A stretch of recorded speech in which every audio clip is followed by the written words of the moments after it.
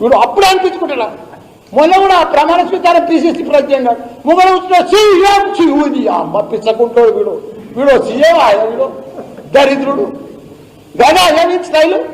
వాడు PCC president వాడు 10 మంది చర్చగాలను పెట్టుకొని అనిపించుకునేది పెద్ద ఇదా, డబ్బ కొట్టుకునేది అదా? ఈ తరిక ఇదా అయ్యా వీడు? వీళ్ళు అనలేకన్నా మాకు మాటలు రావా? వానికంటే డబల్ మాట్లాడతాం.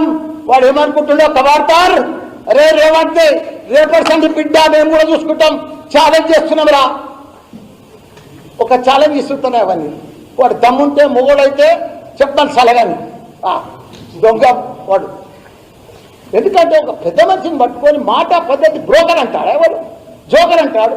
వాళ్ళ అన్న పెద్ద అన్న ఏజ్, వాళ్ళ నాయన లెక్క ఏజ్ నాది. వానికి మర్యాద లేదా? సీఎం పెద్దలు కేసీఆర్ని పట్టుకొని ఇన్ని గొప్ప పనులు చేస్తుంటే వాని కళ్ళను కూడా కనిపిస్తలేవా? వాని కళ్ళు లేవా? వాడి కబడ్డీ గారు వాడు మనసు కాలిపోతుంది. ఎందుకంటే పట్టరాజు గారే వాడు దొంగ,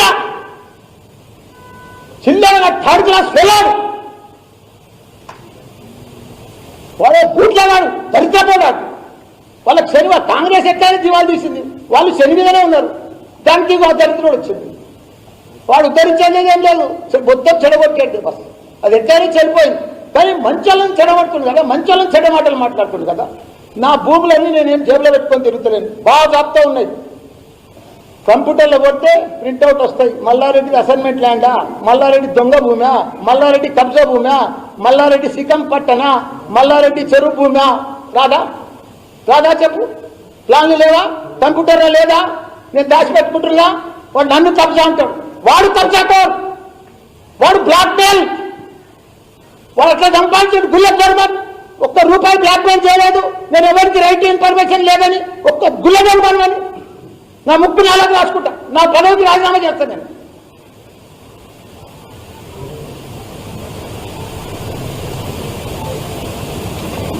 ఇన్ని స్కీములు, దళిత బంధు మా సీఎం క్లియర్గా చెప్పిండ. హుజూరాబాద్లో మొత్తంలో రాష్ట్రంలో 17 లక్షల మంది ఉంటే 17 లక్షల మందికి ఇస్తా అని చెప్పిండు దళిత బంధు. ఎవరైనా చెప్పిండ్రా? ఎవరో చెప్పలేదు కదా, ఆయనే చెప్పిండు కదా. పోనీ డ్యూటీలు చేసే వాళ్ళకు కూడా ఇస్తాడు కదా, ఆర్థికంగా మంచిగున్న వాళ్ళకు కూడా ఇస్తాడు కదా. మళ్ళీ నిన్న ఈడ కూడా చెప్పిండు కదా, మెల్లగా మెల్లగా బీసీ బంధు అన్ని బంధువులు తీసుకొస్తాను కూడా చెప్పిండు కదా. 20 ఏళ్ళు ఉండేది మేమే అని కూడా చెప్పిండు కదా. ఇంకా వాడికి అక్కడికి ఎక్కలేదా? వాడికి మైండ్కి ఎక్కలేదా? అన్ని మేమే చేస్తాం. మా సీఎం కేసీఆర్ చేస్తాడు. ప్రతి పేదోళ్ళ గుండెల్లో ఉంటాడు. పేదోళ్ళ ఇళ్లలో ఆయన దేవుని రూపం. ఒక గొప్ప మహాత్ముడైన అంబేద్కర్ తర్వాత మా సీఎం కేసీఆర్. యాది పెట్టుకోరే చపరాసి.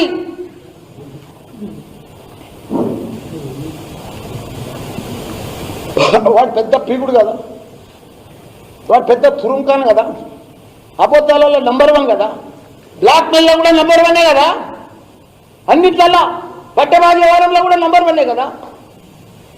నేను వాంతో సవాల్ చేస్తున్నా. దమ్ము ధైర్యం ఉంటే ఛాలెంజ్ చేస్తున్నాం అంతటి, ఛాలెంజ్ చేస్తున్నాం అంతటి, ఛాలెంజ్ చేస్తున్నాం అంతటి. సాలే అరే సాలే రారా గుట్లే, అరే సాలే రేవంత్, రేపు నేను రాజీనామా చేస్తా. నా మంత్రి పదవికి రాజీనామా చేస్తా, నా ఎమ్మెల్యే పదవికి రాజీనామా చేస్తా. నువ్వు నీ పిసిసికి రాజీనామా చేసి, నీ ఎంపీకి కూడా రాజీనామా చేసి ఇద్దరం నిలబడతాం రా సాలే గాంధీ. రేపు రారా, ఛాలెంజ్ చేస్తున్నా, నిలబడతాం. నువ్వు ఓడిపోతే, నువ్వు గెలిస్తే నేను రాజకీయంలోకి తప్పుకుంటారా? రేయ్, నేను రాజకీయంలోకి తప్పుకుంటారా? కానీ నువ్వు గెలిచి చూపిరా. నువ్వు దమ్ముంటే అందరు చెప్తున్నావు కదా, 20 గంటలాగు, 15 గంటలాగు, 2 ఏళ్ళలాగు, మరినే వస్తున్నాం. ఇప్పుడు డైలాగ్ చూపిరా. నువ్వు గెలిచి పిల్లలకు ధైర్యం మీరా, నీ కాంగ్రెస్ పార్టీకి ధైర్యం మీరా. నేను మళ్ళా గెలుస్తున్నా. ఇప్పుడు ఛాలెంజ్ చేసిన మల్లన్నతోటి, నేను ఎంపీగా మళ్ళా గెలుస్తా, మళ్ళీ నిలబడతా అని. మొగోడు అయితే చెప్పురా, ధైర్యవంతుడు అయితే చెప్పురా అని కూడా మీ అందరూ ఉండే ఛాలెంజ్ చేస్తున్నా. వాడిని కూడా రాజీనామా చేయమని, నేను కూడా రాజీనామా చేస్తా. రెండింటికి బరోబర్ నిలబడతాం. ఎవరు గెలిస్తే వాడే హీరో, ఓడిపోయినోడు 0. ముగ్గురు నాకు మంచిగా చక్కగా ఇంటికి వెళ్ళిపోయింది. ఇదంతా రాజేంద్ర ఛాలెంజ్ చేస్తున్నామని తాలగాంతో. జై తెలంగాణ, జై కేసీఆర్. పక్కా అన్నారు. అది కూడా పక్క అవుతుంది. ఎందుకు తొందర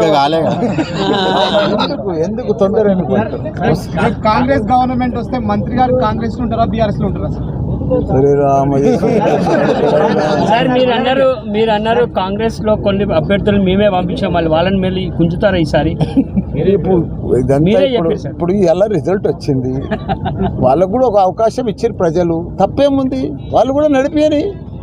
ఇది ప్రజా సామ్రాజ్యం కదా. వాళ్ళు కూడా మీ ఎమ్మెల్యే మాట్లాడుతూ కుత్బుల్లాపూర్ ఎమ్మెల్యే మేమే ఫామ్ లోకి వస్తున్నాము, లాస్ట్ వరకు మళ్ళీ మేమే అధికారం చెప్పలేము కదా, ఇంకా ఉంది కదా, ఇంకా కౌంటింగ్ నడుస్తుంది కదా. నిజమే, ఆయన చెప్పింది కరెక్టే కదా. కానీ మైనంపల్లి హనుమంతరావు గారు మీరు డబ్బులు పెట్టారు, మీరు డబ్బులు పెట్టి ఇక అంటారా, ఓడిపోయిన వాళ్ళంతా డబ్బులు పెట్టినట్టు గెలిచిన వాళ్ళని పెట్టలేదు అంటారు. అది మామూలే కదా, మీకు తెలియదు ఏముంది. ముఖ్యమంత్రి కేసీఆర్ గారి ప్రభుత్వాన్ని దగ్గరగా చూశారు. కాంగ్రెస్ పార్టీ ఎట్లా ఉండబోతుంది అనుకుంటారు పాలన? అంటే మీ అనుభవం ప్రకారం చెప్పండి. ఇప్పుడు నాకు పెద్ద అనుభవం లేదు, నేను సడన్ గా ఎంపీ అయిపోయినా, సడన్ గా మంత్రి అయిపోయినా, సడన్ గా ఇప్పుడు ప్రతిపక్షాలు కూర్చోబోతున్నా, ఏం ఇబ్బంది లేదు. నాకు ఎక్కడ కూర్చున్నా ప్రజలకు సేవ చేసే మనుషులు మనం. నాకు క్యాబినెట్ లో ఉన్న ఒకటే, మా ప్రతిపక్షంలో కూర్చున్నా ఒకటే.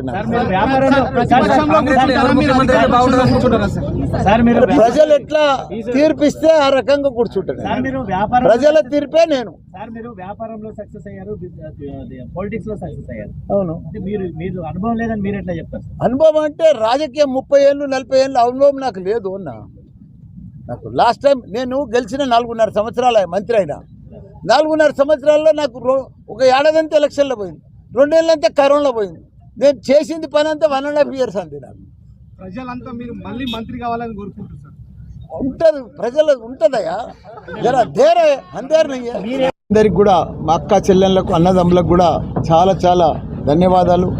వాళ్ళందరూ కూడా నేను చేసిన పనిని గుర్తించి నన్ను మళ్ళోసారి గెలిపించినందుకు వాళ్ళకి ఎప్పటికీ మర్చిపోనని, వాళ్ళకి ఎప్పటికీ సేవ చేసే భాగ్యం నన్ను కల్పించినందుకు వాళ్ళందరికీ కూడా ధన్యవాదాలు. ఏదేమైనా ప్రజల తీర్పు మేము వహిస్తాం అందరికీ, తప్పకుండా అందరికీ వాళ్ళకు కూడా సహకరిస్తాం.